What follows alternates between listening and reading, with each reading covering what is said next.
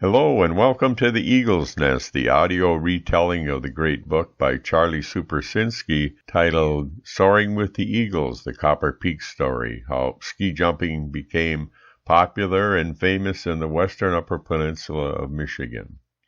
This is episode 10, and as you may recall, the Gogebic range ski jumping enthusiasts had kind of a tough time during the period of the 1930s. They had just had their wonderful ski hill at Curry Hill blow down on them, and we were starting to come into that terrible time of the Depression, the Great Depression actually, and the ski hill had gone down, and it looks like they were going to have to find another way because skiing was still very, very popular, not only in the Gogebic range, but all over the Midwest. So we're in 1936. And this is the inaugural season of the Wolverine ski hill. The enthusiasm generated by the formation of the Gogebic Range Ski Club in 1935 carried well into the 1936 winter season, and it would prove to be one of the busiest. Local skiers were sent by the club to 12 ski jumping venues, 11 of which were in the Midwest and one out east. The club sponsorship was being done by the Aurora Athletic Club and an invitational and a local ski competition at Wolverine Hill. There were also meets in Ramsey and Hurley. One of the most unique experiences in ski jumping occurred at Soldier Field in Chicago on February 16, 1936, when owners actually built a ski jump which started high in the stadium and ended up on the field below. The artificial slide and landing were capable of jumps in the high 60s. Joe Marine placed fourth in Class A. Ray Sabersky placed third in Class C. The event was sponsored by the Chicago Daily Times and attracted 83 riders who performed before a crowd of, listen to this, 34,410 fans.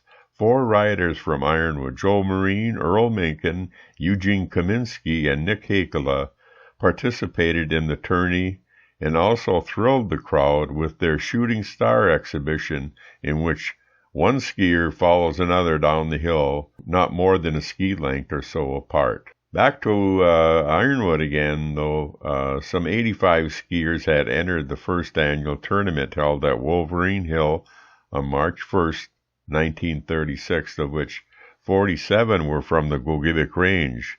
There were 6 entries in Class A, 46 in Class B, 30 in Class C, and 3 in the senior class. In Class A, Walter Brotland took top honors, Joe Marine was second, and Lawrence Marine was third. In Class B, Joe Muckowitz was second, Nick Hakela third, Sam Hewitt fourth, and Aino Weimery was sixth, with Leo Anderson eighth. Class C, Ken Anderson was third, Eugene Kaminsky was fifth, and John Zabersky was sixth. Matt Salo was second in the senior class. Paul Beadla from Ishpeming set the standard for the day when he leaped 172 feet before a crowd of 2,000 people. Hurley sponsored a local meet at Eagle Bluff on March 15, 1936, as did Ramsey. Results of the Hurley are in the appendix of Charlie's book.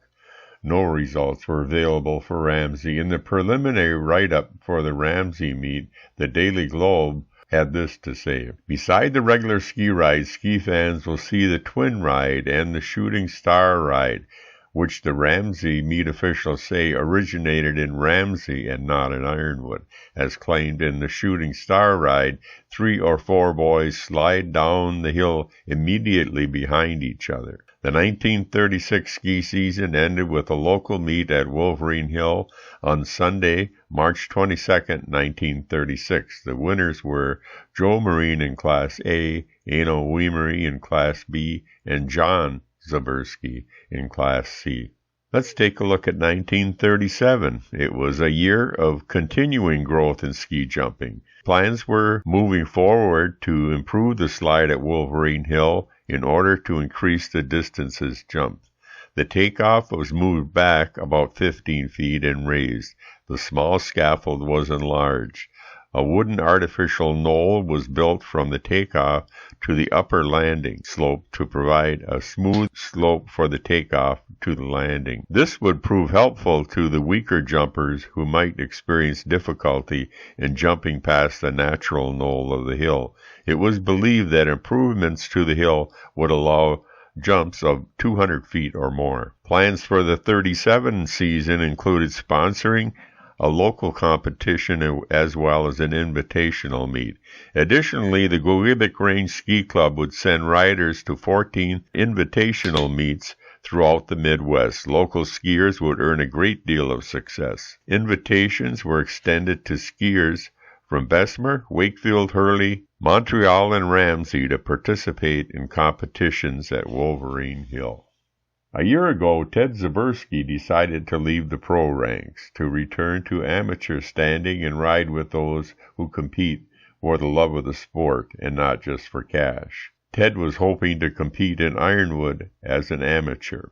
Ted Zabriskie received word of his reclassification to amateur status in time for the local tournament at Wolverine Hill on January 24, 1937. In spite of a continuing snowfall, which reduced speeds, Ted was able to record the longest jump of the meet, 165 feet. However, Earl Minkin won Class A, John Zabriskie won Class B, Ray Zabriskie was Class C, and Tom Salo won the senior class. It was quite a day for the Flying Zabriskies.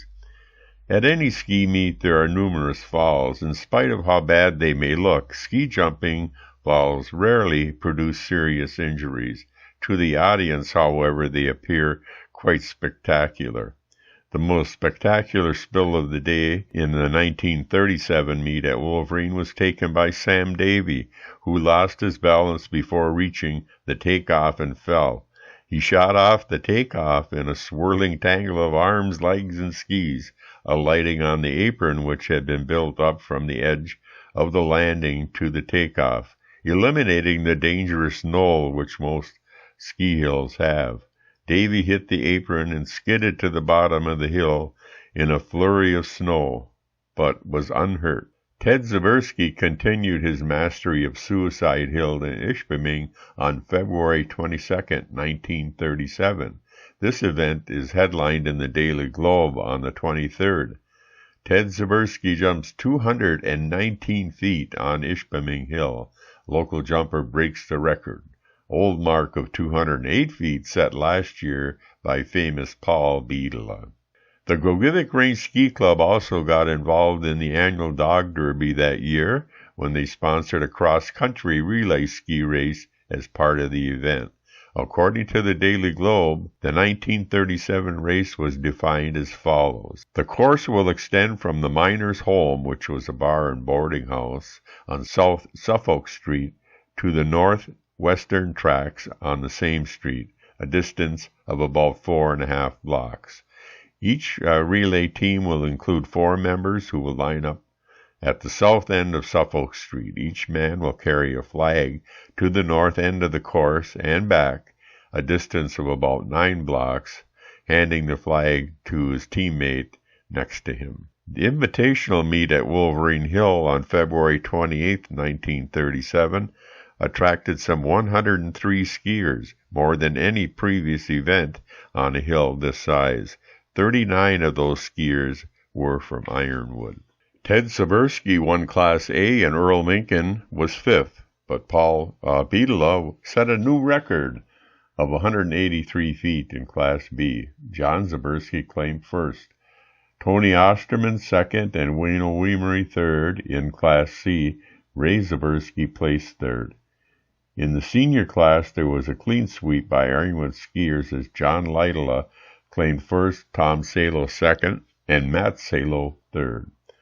A most successful 1937 ski season ended at Iron Mountain with a unique intercity competition between skiers from that city and Ironwood. The event occurred under the lights. The first time night skiing was ever mentioned at the Iron Mountain on Devil's Hill on March 7, 1937. The chute was icy and fast, and conditions were ideal. There were 8 skiers on each team, and the winning team, Iron Mountain, accumulated the highest point total, 1,393 compared to Ironwood's 1,380.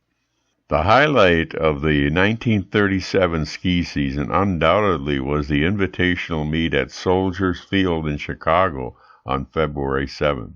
There were 140 entries, of which 14 were sent by the GRSC. Tony Osterman of the local club placed third in a field of 74 jumpers in Class B. At no time in the annals of ski jumping history in the United States has any event attracted such a huge crowd of spectators. The crowd had been set for this event 1 year earlier when the Chicago Daily Times arranged to have a ski slide built at Soldiers Field, which allowed jumps of about 70 feet. This event drew some 31,400 spectators and attracted 83 competitors, and that was in 1936. Now we're talking about a more improved hill in 1937, and plans were bigger and better for 37. The slide would allow jumps of about 140 feet and was massive in its construction. If you can imagine, Soldiers Field in Chicago is still there on its original site, and it is big. And if you can picture that ski hill, I think you might be able to see how big it really was. Here's how the Associated Press described it. The breathtaking pastime of risking life and limb on skis will be brought to the heart of Chicago Sunday in a fashion not seen even in the wide open spaces. From atop the world's tallest ski tower, a structure reaching 184 feet toward the sky just outside the south wall of Soldier Field, a star field will ride on the Central U.S. Ski Association title meet sponsored by the Chicago Daily Times. Rising as high as a 15-story building, the giant slide sweeps 425 feet down over the wall of the huge stadium, giving the Sky Cavalrymen plenty of space for record leaps. The tower and slide were constructed of railroad trestle timbers clamped together by a system of rings and bolts. 3 shorter towers support the slide, while the 225-foot artificial landing hill is built over the seats. Only one favor will be asked of Mother Nature in bringing the daredevil sport almost into the loop. The snow will be of the artificial variety, manufactured from 1,000,000 pounds of ice. The snow will be spread to a depth of 18 inches, a suitable cushion in case any of the riders have the misfortune not to land on his skis. Weather cold enough to keep the snows from melting will be the only help needed from natural sources.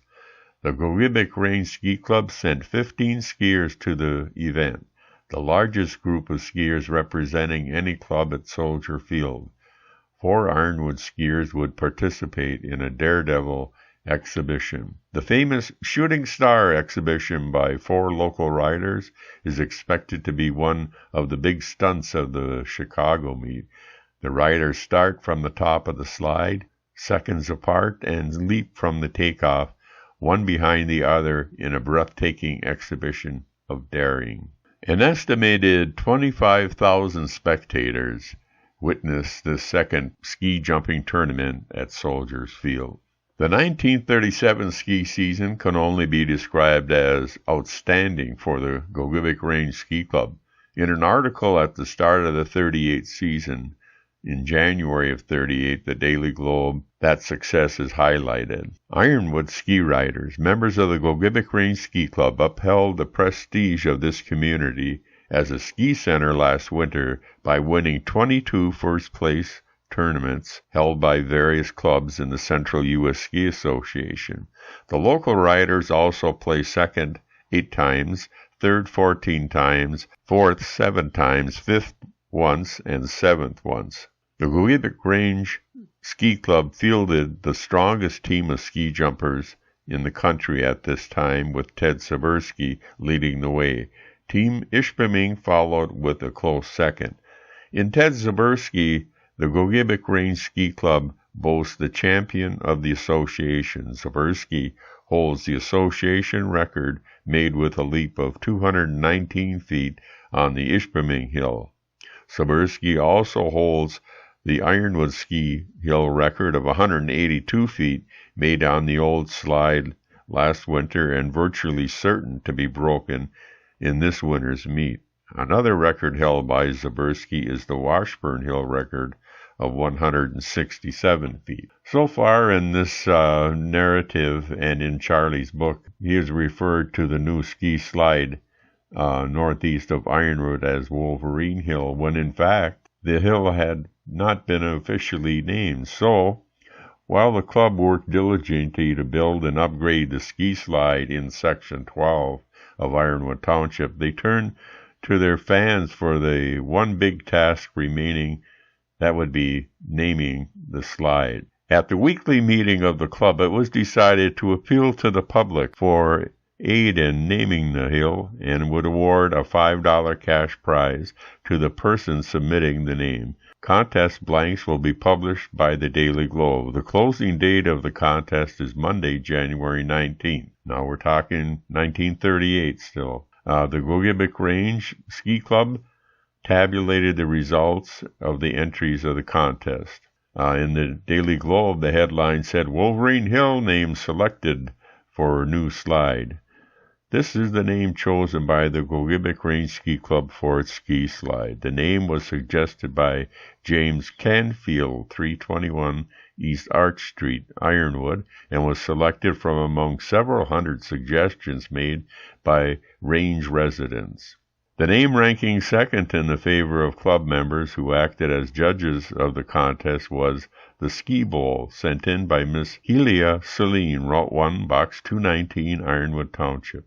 In third place was the suggestion by Margaret B. Howard of Rundstrom's Hospital, who sent in the name Skimore Hill. For those of you who don't remember, Rundstrom's Hospital was located on Marquette Street, just south of the Ironwood Memorial Building. The Gogebic Range Ski Club continued to improve the Wolverine ski slide in attempting to increase the length of the jumps. The slide used last year was a temporary affair built on poles. Last summer, the club raised that scaffold and erected a new one of timber construction. The slide and takeoff were moved back, increasing the length of the landing. The slide was designed by Okie Johnson, Ironwood architect, after a careful study of the best slides in the country. The results of the engineering are to be seen in the design of the slide. A long slope steep enough to give the necessary speed and approach the takeoff with no sharp loop to affect the balance of the skiers. Directly below the takeoff is a wide apron of frame construction, built to fill the gap between takeoff and landing, making for safety if a rider should have the misfortune to fall below the takeoff. The slope of the landing also has been improved. The newly designed and constructed Wolverine Hill, built at a cost of $3,000, about $45,000 to $50,000 in today's dollars, would be the venue for many exciting competitions for the next 20 or 30 years.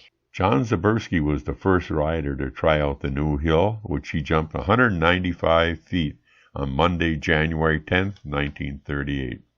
Some minor improvements were made in preparation for the local meet tentatively scheduled for January 30th. The largest winter storm on record to hit the Gogebic Range ultimately forced cancellation of the event. Maybe you heard about the famous blizzard of 1938. The storm dropped so much snow that many downtown businesses had to tunnel in order to gain entry.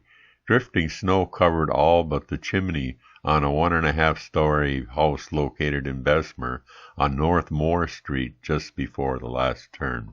Up to the time of the 1938 Invitational Tournament, Ironwood skiers had established an incredible record at venues throughout the Midwest. This accomplishment is described in the Daily Globe of 1938. The Gogebic Range Ski Club riders, led by Ted Zabriskie, have set a record in competition this season that probably is not rivaled by any other club in the country. In 15 tournaments to date, they have won 45 prizes, and in taking these, set 3 new hill records. The list of victories includes 21st places, 12 seconds, 10 thirds, 1 fifth, 1 ninth, and 1 10th place. Ted Zabriskie alone accounted for 9 of the 20 first places taken by the club and set 2 hill records, one at New London and the other at Iron Mountain. Nearly 5,000 spectators showed up for the third invitational tournament at Wolverine Hill in February of 1938. The field of skiers reached some 110 in number, probably the largest on record for some of the best jumpers in the country. In 1939, ski jumping success continued with new hills being constructed. Now listen to this. The 1939 ski season had 3 new ski slides constructed: Marquette and Trout Creek in Michigan and Land O'Lakes in northern Wisconsin. The ski jump at Land O'Lakes was unique in that it was constructed on essentially flat land. Jumps of 100 feet were possible. The hill was owned and operated by King's Gateway Hotel and attracted some of the best skiers in the country. If you're listening on YouTube, you may be able to see a picture of the King's Gateway Hotel ski jump taken in 1939. It really is something. The number of skiers from the Ironwood area, including Ted Zabriskie, represented the hotel in competitions throughout the Midwest. Joe Marine of Ironwood, ski instructor at Gateway, performed in exhibitions each Saturday night by leaping through a burning hoop. The hill, like many others, was idle during World War II and was torn down several years after the war. The ski slide was nearly 100 feet high. The economic depression of the 1930s was felt throughout the country. The U.S. government sponsored many work projects under the direction of the Works Project Administration, otherwise known as the WPA. Some major area projects included the construction of underground water reservoirs in Mount Zion and Ironwood, at the Second Bluff in Bessemer, and Tank Hill in Wakefield. But there were also smaller projects, which included providing recreational opportunities for youngsters. One of these projects involved building a small ski slide on the west face of Mount Zion. The results of the competition held on that hill on Saturday, February 25th, are in the appendix of Charlie's book. Helen Olzak was the only girl entered. In 1939, the ski jumping community was jolted by the loss of 2 of the finest competitors in freak accidents. Barney Riley, 47, of Coleraine, Minnesota. You might remember him from our early episodes. And it was due to injuries at home in a car accident.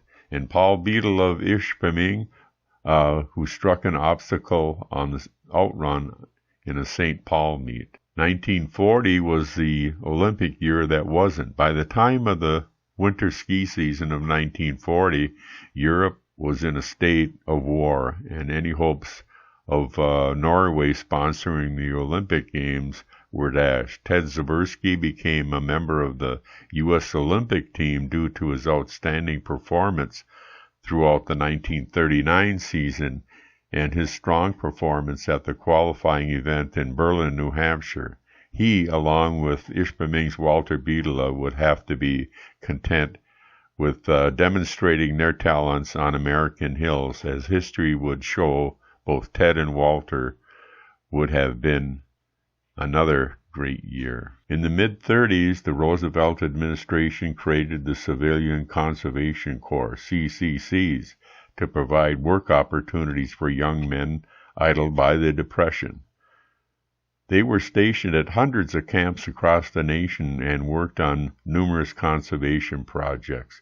One such project was the construction of the suspension walk bridge at the mouth of the Black River, north of Bessemer. Recreational opportunities were also provided to the men, and those with the ski jumping skills comprised the Camp Norrie ski team. Camp Norrie was located about 1 mile south of downtown Ironwood at what is currently Norrie Park. Well, that about does it for this episode of The Eagle's Nest, and we hope that you'll join us next time when we talk about ski jumping and how it led to the building of a fantastic hill named Copper Peak, which we have today.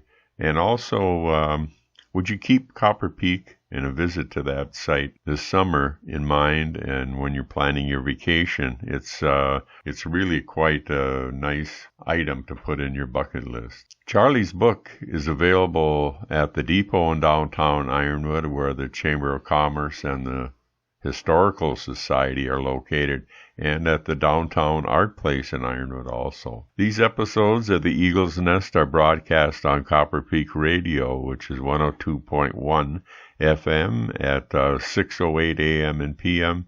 and at 11:08 a.m. and p.m. Central Time. We're also on YouTube all the time, including previous episodes. Just go to YouTube and use the search terms Copper Peak Eagle's Nest, and you'll see a picture of the Copper Peak slide with an eagle sitting in a nest, and that's our YouTube channel, and the episodes are numbered. So this is your narrator, Dan McManaman, saying thanks for listening, and see you next time.